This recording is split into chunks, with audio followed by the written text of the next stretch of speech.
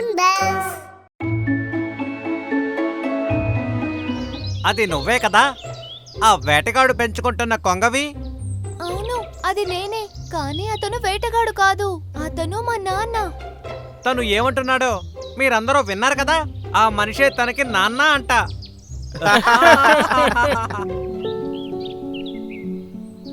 చింకు, నాకు నువ్వంటే చాలా ఇష్టం. నేను ఎప్పటికీ నీతోనే ఉంటాను. కానీ నువ్వొక కొంగవి. నువ్వు ఎప్పుడు కూడా నీ గుంపుతో పాటే ఉండాలి కదా. నువ్వు వాళ్ళతో పాటు ఆకాశంలో ఎగురుతూ ఉంటే నువ్వు సురక్షితంగా ఉంటావు. ఆ మాట విని చింకు వెళ్లి టింటిన్ని హత్తుకుంది. టింటిన్ కూడా చింకుని హత్తుకున్నాడు. మరుసటి రోజు మళ్లీ కొంగల గుంపు ఆకాశంలో ఎగురుకుంటూ వెళుతుండగా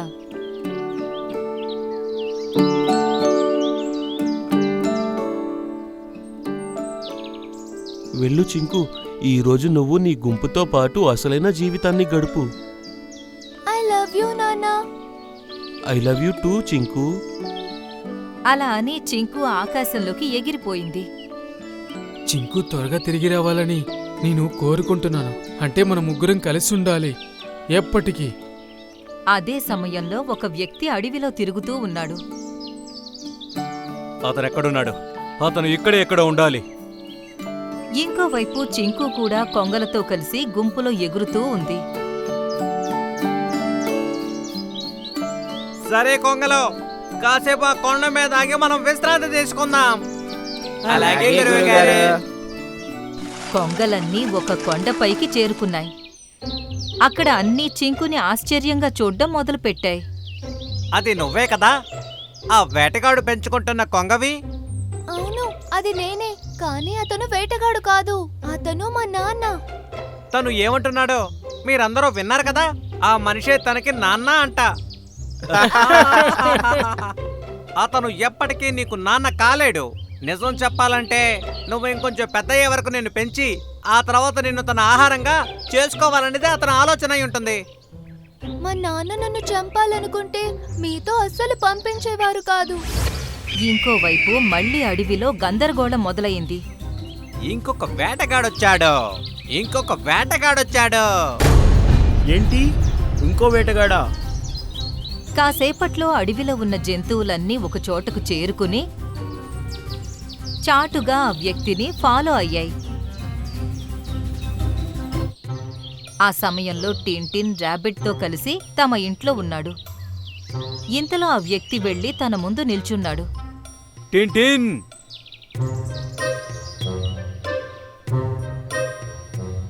మీరెవరు? టింటిన్ బాబూ, నేనే నీ నాన్నని. మీ నాన్నని నేను. అలా అంటూ ఆ వ్యక్తి టింటిన్ని గుండెలకి హత్తుకున్నాడు. మిగతా జంతువులన్నీ దాక్కుని ఇదంతా చూస్తున్నాయి. 1 సంవత్సరం నుంచి నేను నిన్ను వెతుకుతున్నాను. దేవుడి దయవల్లే నువ్వు నాకు దొరికావు. అలా అంటూ తన కళ్లల్లో నుండి నీళ్లు కారాయి. నాన్న, చివరికి మీరు నన్ను కలుసుకున్నారు కదా, ఇంకా మీరు ఏడవకండి. ఇక నువ్వు నాతో పాటు పదనన్నా. ఇక నుంచి నేను ఈ అడవిలో జీవితం గడపనివ్వను. ఇంతలో ర్యాబిట్ టింటిన్తో ఇలా అంది. టింటిన్, నన్ను ఇంకా చింకును వదిలేసి వెళ్ళిపోతావా నువ్వు? నాన్న, చింకు నన్ను నాన్న అనుకుంటుంది. ఇంకా ర్యాబిట్ కూడా నా స్నేహితుడు. మీరు ఈ ఇద్దరిని కూడా మనతో పాటు తీసుకొస్తే నేను కూడా మీతో పాటు వస్తాను. ఇంతలోనే ఒక కొంగ అక్కడికొచ్చింది. టింటిన్, నీకోసం ఒక సందేశం తీసుకొచ్చాను. ఏం సందేశం? చింకు ఇప్పుడు వాళ్ళ గుంపులో చేరి చాలా సంతోషంగా ఉంది. ఇప్పుడు తను నీతో ఉండాలి అనుకోవట్లేదు. కొంగ మాట విని టింటిన్ కళ్లల్లో నీళ్లొచ్చాయి. తను ఇలా ఎందుకు మాట్లాడింది? మమ్మల్ని అక్కడికి త్వరగా తీసుకువెళ్ళు. పర్వాలేదు ర్యాబిట్, ఇప్పుడు చింకు సంతోషంగా ఉంది. చింకు నా గురించి ఏం ఆలోచిస్తుందో దాని గురించి నాకేం పర్వాలేదు. నువ్వు కావాలంటే మాతో పాటు రావచ్చు. లేదు, నేను దీని గురించి చింకుతో మాట్లాడే తీరుతాను. టింటిన్, నువ్వు వెళ్ళకు, ఇక్కడే ఉండిపో. టింటిన్, నువ్వు నాతో పాటు పద. నేను నిన్ను ఇక్కడ వదిలిపెట్టలేను. సారీ ర్యాబిట్, నేను మా నాన్న మాటని కాదని ఇక్కడ ఉండలేను. నేను వెళ్ళాలి. చింకుకి నా గుడ్ బై తప్పకుండా చెప్పు. ఈ మాట విని ర్యాబిట్ తన ఇంట్లోకి వెళ్లి ఏడవడం మొదలుపెట్టింది. ఇంకోవైపు టింటిన్ కూడా వాళ్ల నాన్నతో కలిసి అడవి వదిలి వెళ్లిపోయాడు. మిగతా జంతువులన్నీ ఈ దృశ్యాన్ని చూస్తూ ఉండిపోయాయి.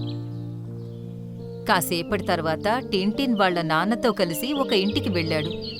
అక్కడ బోలెడు ఖాళీ పంజరాలున్నాయి. నాన్న, ఇన్ని పంజరాలు మన ఇంట్లో ఎందుకున్నాయి? ఎందుకంటే ఇది నా యొక్క వృత్తి. నేను ఒక వేటగాణ్ణి.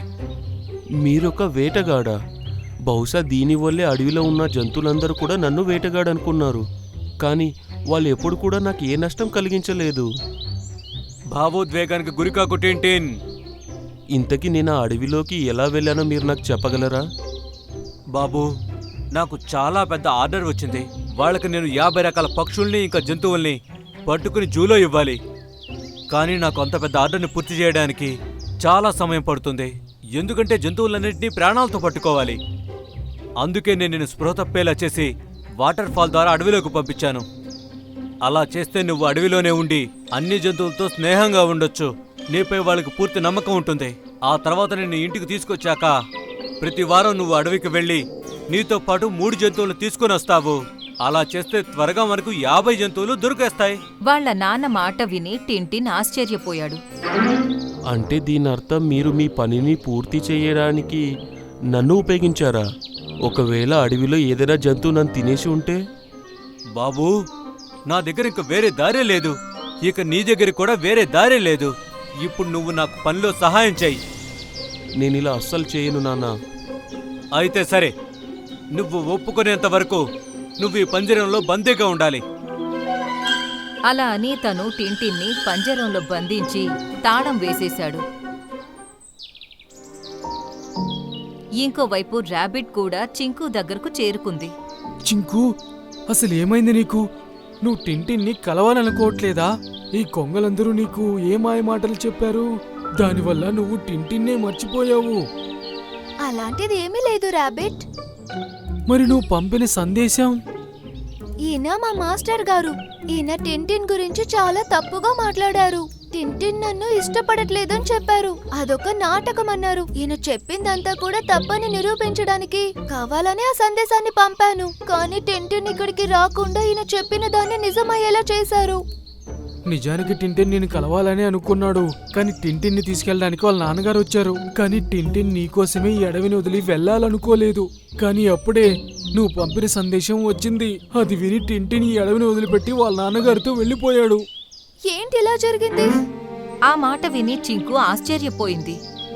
మాస్టర్ గారు, ఇప్పుడే నాన్నగారిని కలవాలి. ఇప్పుడే. ఆహా, సరే.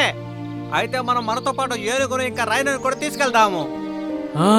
మనం వాళ్ళని కూడా తోడుగా తీసుకెళ్దాము. కొంగల గుంపు ర్యాబిట్ చింకుతో పాటు ఏనుగు ఇంకా రైనో కూడా వాటికి సహాయం చేయడానికి వెళ్ళాయి. కాసేపట్లో అవి వేటగాడి ఇంటికి చేరుకున్నాయి. అక్కడ అవి టింటిన్ పంజరంలో బందీగా ఉండడం చూశాయి. చింకు, నాన్న, ఈ పంజరంలో మీరేం చేస్తున్నారు? మా నాన్న అస్సలు మంచివాడు కాదు. ఆయన నా ద్వారా మీ అందరినీ పట్టుకోవాలని అనుకున్నారు. నువ్వేం కంగారు పడకు టింటిన్, మేమందరము నిన్ను ఇక్కడి నుండి విడిపిస్తాము. ఇంకా ఏనుగు తాళాన్ని తొండంతో పట్టుకుని తన బలం మొత్తం ఉపయోగించి గట్టిగా లాగింది. తాళంతో పాటు గడి కూడా ఊడిపోయింది. ఎస్. టింటిన్ తలుపు తీసుకుని పంజరం నుండి బయటకొచ్చేశాడు. నాన్నా! టింటిన్ చింకుని గుండెలకు హత్తుకున్నాడు. ఇద్దరి కళ్ళల్లో ఆనంద బాష్పాలు వచ్చాయి. అరే, అసలు ఇక్కడేం జరుగుతుంది? ఎన్ని జంతువులు ఒకే చోట? నా తుపాకీ ఎక్కడుంది? వేటగాడు అటూ ఇటూ తన తుపాకీ కోసం వెతుకుతున్నాడు. సరే, మేము నీకేదన్నా సహాయం చేస్తాము. అలా అంటూ కొంగలన్నీ తన మీదకు దాడి చేశాయి. కొంగలు తన తలని పొడిచి తన చేతుల్ని కూడా దారుణంగా ముక్కుతో పొడిచి గాయపరిచాయి.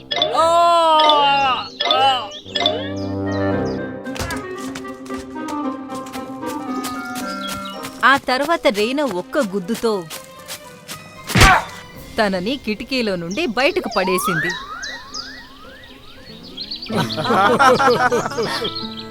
నువ్వు త్వరగా నా వీపుపై ఎక్కి కూర్చో టింటిన్. ఏనుగు టింటిన్ని తన వీపు పైన కూర్చోబెట్టుకుంది. అన్నీ కలిసి అడవికి బయలుదేరాయి.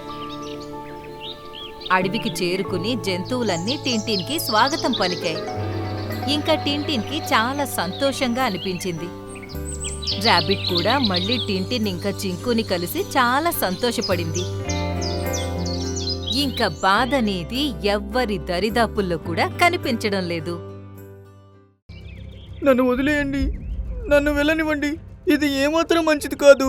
ఏంటి, నువ్వు మనుషుల భాష కూడా మాట్లాడుతున్నావు? అంటే దీని అర్థం నా అనుమానం నిజమే అనమాట. నువ్వు ఒక మాయావి కొంగవి. నిన్ను విదేశాలకు తీసుకువెళ్ళి అమ్మేస్తాను. ఒక అడవిలో జంతువులన్నీ కలిసిమెలిసి ఐకమత్యంగా ఉండేవి. కాని ఆ అడవిలో కొన్ని సంవత్సరాల నుండి వర్షాలు పడడం లేదు.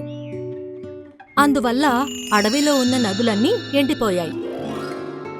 ఆ విషయంలో కంగారు పడుతూ ఒకరోజు అడవికి రాజైన సింహం జంతువులని సమావేశపరిచి ఇలా అంది. నా ప్రియమైన అడవి ప్రజలారా, మీకు తెలుసు కదా, గత 3 సంవత్సరాలుగా మన అడవిలో వర్షాలు పడ్డం లేదు. అందువల్ల అడవిలో ఉన్న నదులన్నీ ఎండిపోయాయి. ఒకవేళ ఇది ఇలాగే కొనసాగిందంటే మనం ఈ అడవిని వదిలి వెళ్లాల్సుంటుంది. ఈ విషయంలో మీరందరూ నాకు సలహా ఇస్తారని నేను మీ అందర్నీ ఇక్కడికి పిలిపించి మాట్లాడదలుచుకున్నాను. ఆ అడవిలో అన్నిటికైనా తెలివైన జంతువు ఏనుగు సింహరాజుతో ఇలా అంది. అడవిని వదిలిపెట్టి వెళ్ళడం మన సమస్యకు పరిష్కారం కాదు మహారాజా. మనం అందరం కలిసి దీనికి ఏదో ఒక పరిష్కారం కనిపెట్టాలి. కానీ మన దగ్గర ఇది తప్ప ఇంకో దారి కూడా లేదు కదా. ఇక ముందు మనం ఇంకేం చేయగలం? ఇంతకీ నీళ్లు లేకుండా మనం ఇంకా ఎన్ని రోజులు ప్రాణాలతో ఉండగలం? మన అడవికి ఉత్తరం వైపు ఒక చెరువు ఉంది. అది చాలా పెద్దది. అక్కడ ఎప్పుడూ మంచు నిండి ఉంటుంది. మనం అందరం అక్కడికి వెళ్ళి నీళ్ళెందుకు తాక్కూడదు? నీకు తెలుసు కదా, ఆ చెరువు పైన ఎన్నో సంవత్సరాల నుండి దెయ్యాల నీడుందని. ఇప్పటి వరకు అడవిలో ఏ జంతువు కూడా అక్కడికి నీళ్లు తాగడం కోసం వెళ్ళి మళ్ళీ తిరిగి రానే రాలేదు. ఇవన్నీ కట్టుకథలు మహారాజా. నేను ఈ మాటల్ని నమ్మను. ఒకవేళ మీరు ఆజ్ఞ ఇస్తే నేను స్వయంగా వెళ్ళి ఈ చెరువులోని నీళ్ళని తాగాలనుకుంటున్నాను. నీకు ఎలా అనిపిస్తే అలా చెయ్యి. కానీ ఒక్కటి గుర్తుపెట్టుకో, ఒకవేళ నీకేమైనా జరిగిందంటే అందుకు నేను ఏమాత్రం బాధ్యుణ్ణి కాదు. మీరు దాని గురించి కంగారు పడకండి. నేనిప్పుడే ఆ చెరువు దగ్గరికి వెళ్ళి ఆ చెరువులోని నీళ్ళు తాగుతాను.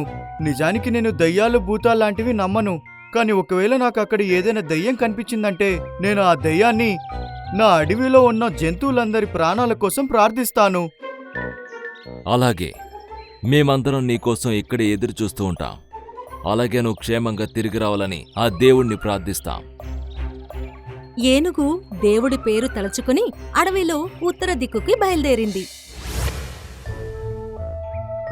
కాసేపటికి ఏనుగు ఆ చెరువు దగ్గరికి చేరుకుంది. అక్కడ విచిత్రమైన మంచు ఉంది. ఆ ఏనుగు తన తొండల్లో నీళ్లు నింపుకున్న వెంటనే అక్కడ ఒక నల్లటి పొగ వ్యాపించింది. చూస్తూ ఉండగానే ఆ పొగలో నుండి ఒక భయంకరంగా క్రూరంగా కనిపించే దయ్యం ఏనుగు ఎదురుగా వచ్చి నించుంది. నీకెంత ధైర్యం ఉంటే నువ్వు నా చెరువులోని నీళ్ళని తాగుతావు? ఈ చెరువు మా అడవి ప్రజల కోసం ఉంది. మేము చాలా రోజుల నుండి దాహంతో ఉన్నాము. నన్ను తాగనివ్వు. నీకు చావంటే అసలు భయం లేదా? నీళ్లు తాగపోతే ఎలాగో ఏదో ఒక రోజు మేము చనిపోతాము. ఇంతలోనే ఆ దయ్యం ఒక అందమైన స్త్రీలాగా మారిపోయింది. నేను నిన్ను కేవలం పరీక్షిస్తున్నాను. ఈ రోజు వరకు ఇక్కడికి నీళ్లు తాగటానికొచ్చిన జంతువులందరూ నన్ను చూసి భయపడి అడవిని వదిలేసి అవన్నీ కూడా పారిపోయాయి. అలాగే అడవిలో ఈ పుకార్ వ్యాపించింది, ఈ అడవిలో దయ్యం ఉందని. కానీ ఇంతకీ నువ్వెవరివి? నేనీ చెరువుకి దేవతని. ఈ చెరువు నాది. నీ ధైర్యం చూసి నాకు చాలా సంతోషం వేసింది. నేను నీకు తప్పకుండా సహాయం చేస్తాను. కానీ నాకు ఒక షరతుంది. ఇంతకీ ఏంటది? చెప్తానుండు. ఇలా అంటూ ఆ అందమైన స్త్రీ తన చేతులు ముందుకు చాపింది.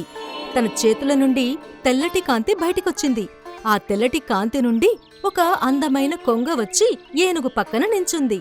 తను నా స్నేహితుడు. తనకి అడవంతా తిరగాలనుంది. ఈ కొంగని నువ్వు మీ అడవికి తీసుకుని వెళ్ళు. ఇదొక మాయావి కొంగ.